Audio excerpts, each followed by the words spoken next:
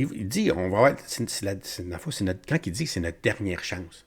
Tu sais, on parle pas, là, comme ça fait penser à Gabriel Nadeau-Dubois, tu sais, pendant les élections, qui disait là, que pour le changement climatique, c'est notre dernière chance. Là. C'est un pouf de rire, là. C'est sérieux.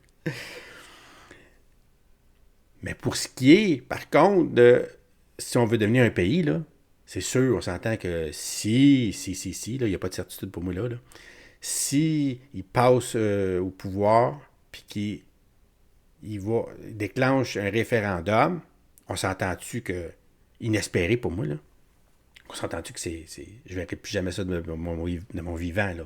C'est sûr. Si un jour le Québec devient souverain, c'est parce qu'on va peut-être faire envahir par des immigrants, des Arabes, ou je ne sais pas, qui à un moment donné, ils vont décider qu'ils veulent faire un pays du Québec, puis ils vont se faire un pays là, avec la charia dedans, puis tout.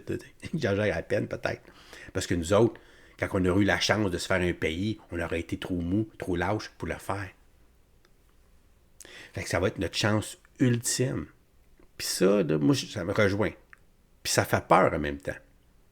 Puis tu sais, je te disais, je l'ai déjà dit, la peur, là, on l'a vu comment c'est puissant comme moteur, là.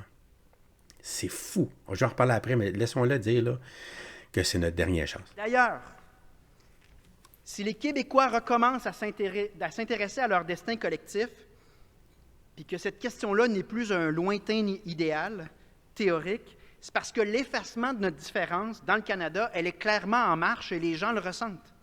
Elle s'accélère de jour en jour. Dans ce contexte, les Québécoises et Québécois doivent réaliser que notre prochain rendez-vous avec l'histoire, car il aura lieu, est peut-être, en fait fort probablement, notre chance ultime de se donner une pérennité linguistique et culturelle. Pour y arriver,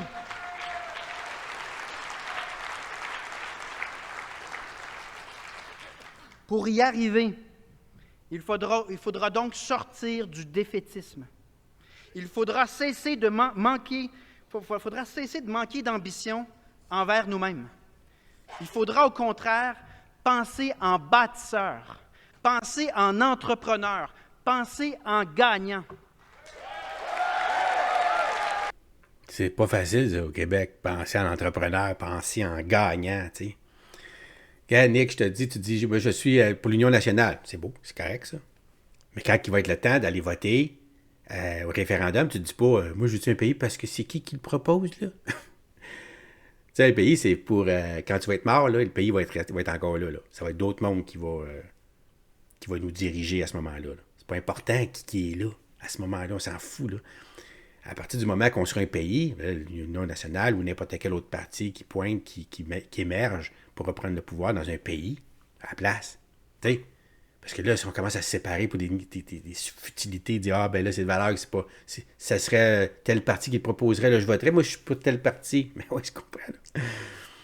Mais c'est ça, là. Il faut s'unir, là. T'es-tu francophone? T'aimes-tu ta culture? C'est des questions qu'il faut que tu te poses, là. Tu veux-tu disparaître? Tu veux-tu éventuellement que ça parle juste anglais au Québec? Ou c'est pour toi, tu veux-tu que ta descendance, là, parle pas le français?